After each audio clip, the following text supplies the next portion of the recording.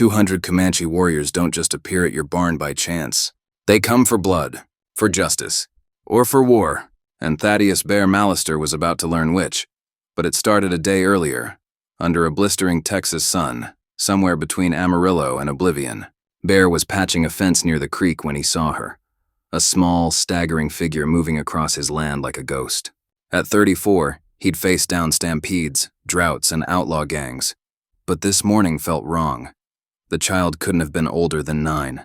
Her clothes, worn Comanche garments, were torn, her steps unsteady from hunger or exhaustion. Most ranchers would have grabbed their rifle first. Tensions with the Comanche had been boiling for years. But Bear wasn't most ranchers. He dropped his tools, raised his hands, and walked slowly toward her. Up close, she was all bones and wide, frightened eyes, lips cracked, body trembling. She spoke fast in Comanche, words he didn't know, but her gestures said everything. Water. Food. Help. He thought of his neighbors, of the rumors in town, of the smart thing to do. Then he looked into her eyes and made his choice. Without a word, he lifted her. She weighed nothing. She didn't fight. Too weak. Too far gone. Back in his cabin, he set her in his only chair and warmed leftover stew. The smell brought a flicker of life to her face. Maybe even hope. But as he reached for a bowl, something caught his eye. A necklace beneath her torn shirt. Intricate beads. Familiar patterns. Old Pete Morrison had described those exact beads just days ago. Chief White Bull's family. Bear's blood turned to ice. This wasn't just a lost girl. She was the daughter of the most feared Comanche leader in Texas. Too late to turn back now. She was already reaching for the food with shaking hands. He gave her the bowl. Watched her eat like she hadn't seen a meal in days.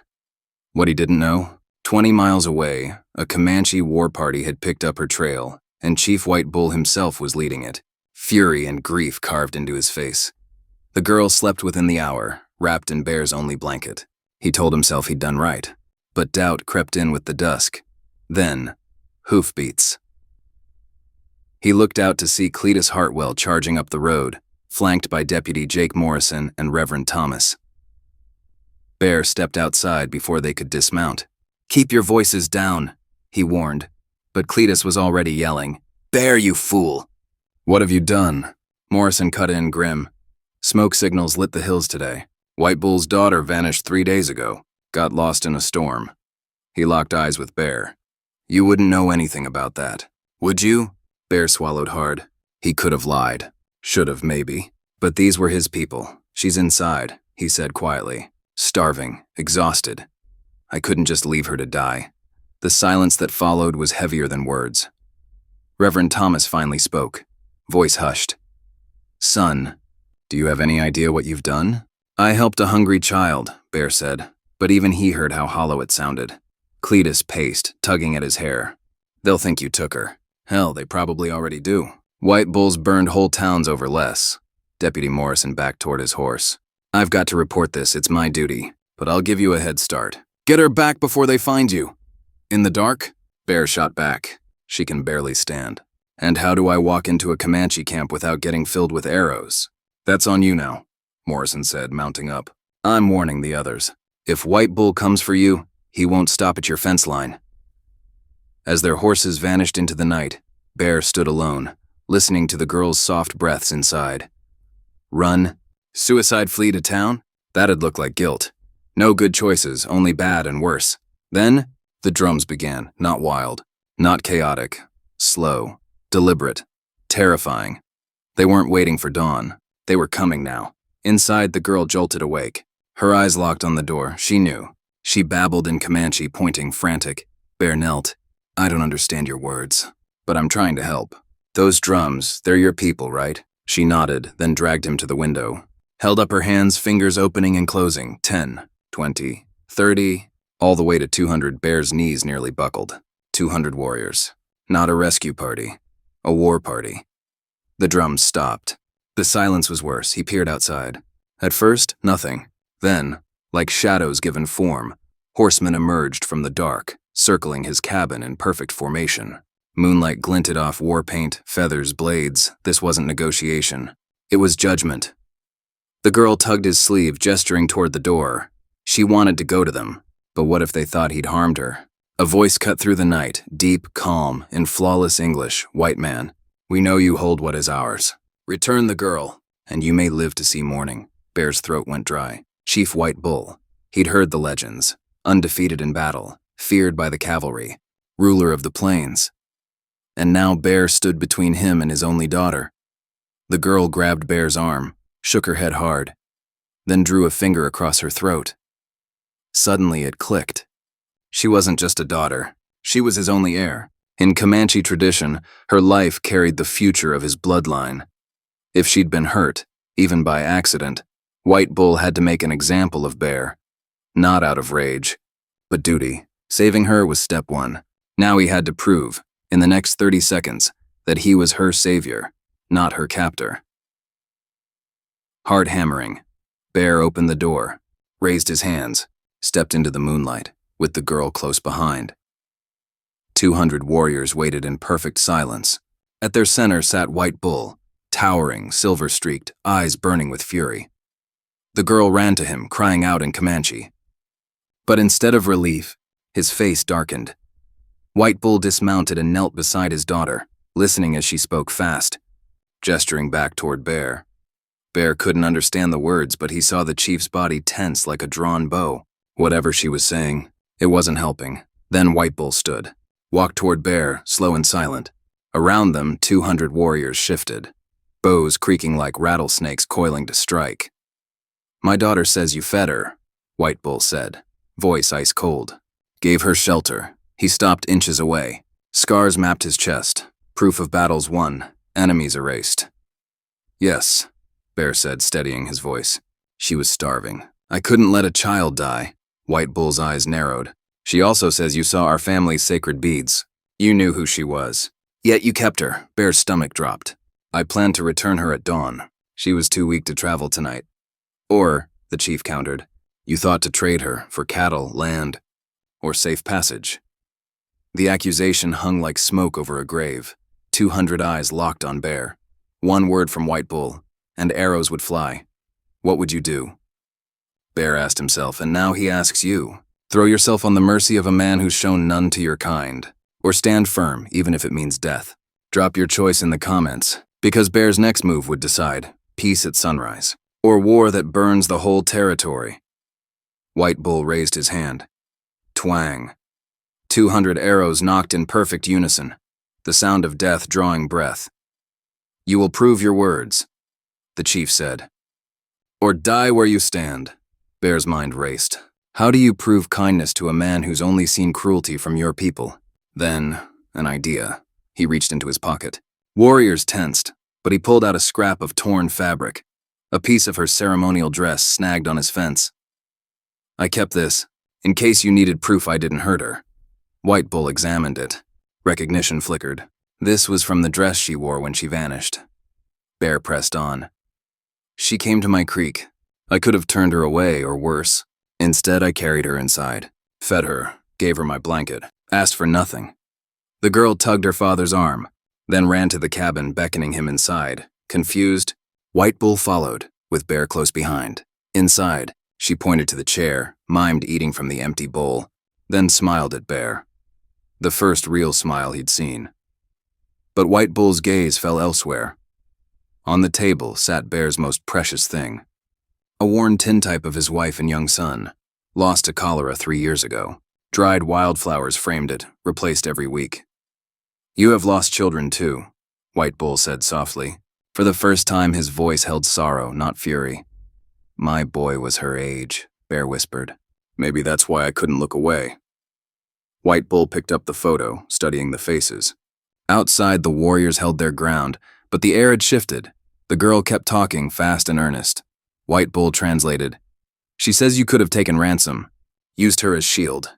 But you just cared for her," Bear nodded. "I've no quarrel with your people. I just want to live in peace." The chief was silent a long moment. "Then, my warriors came for a kidnapper, to burn this place. Take your scalp as justice." He set the photo down gently. "Instead, they find a man who showed kindness to an enemy's child."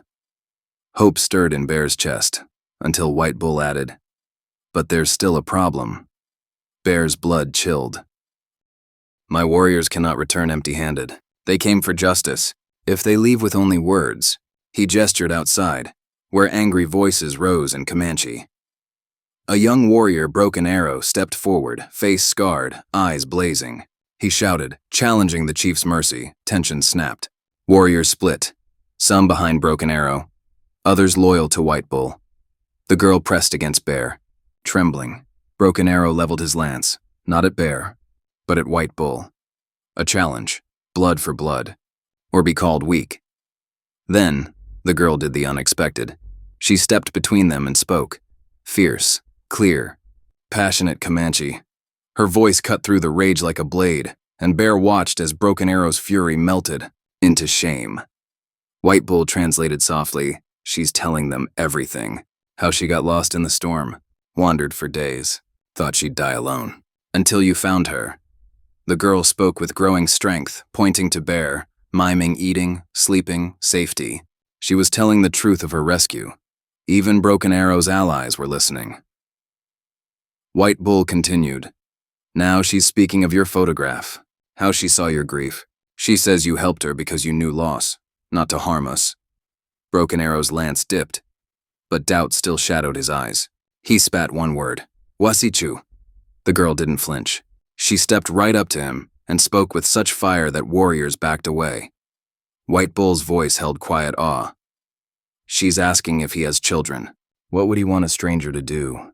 If his own child was starving in the wild? Broken Arrow's weapon hit the ground, but she wasn't done. She turned to the entire war party. White Bull translated. She says, if we punish mercy, we become the monsters the white man believes us to be. Silence fell. Thick, heavy, sacred. 200 warriors sat still, shaken by the wisdom of an 8-year-old. Then Broken Arrow spoke, barely above a whisper. White Bull translated. He says, perhaps the spirit sent us not an enemy, but a teacher. And that wisdom sometimes speaks through the smallest voices. The air changed. Not peace yet, but the first breath of understanding. White Bull looked at Bear. My daughter just turned a war party into a council. But now comes the hard part. What? You must prove her faith in you was right. Tonight, in our village. Before elders who've hated your people their whole lives. He gestured to his horse. Are you willing to bet your life? On the word of a child? Bear looked down. The girl met his eyes, not begging now but offering, and that changed everything. The ride took 3 hours through hidden canyons Bear never knew existed. At the village, fires flickered. Word spread fast. The council convened at once. 7 elders, faces carved by time, sitting around a central flame. Bear stood alone in the center, the first white man perhaps to enter this sacred circle and live. White Bull spoke first. Broken Arrow argued for tradition. The debate raged in Comanche for what felt like hours. Then the girl stepped forward again. Calm, certain. She spoke for 10 minutes, never looking away from the elders.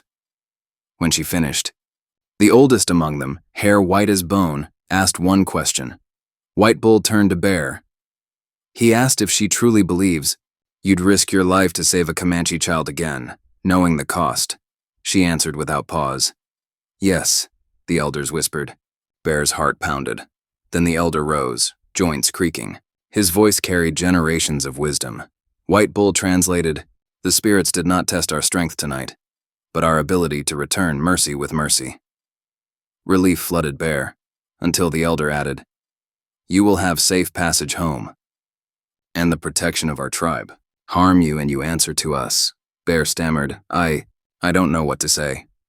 One condition, the elder said. If any of our people come to you, hungry, hurt, lost, you will show them the same kindness you showed her.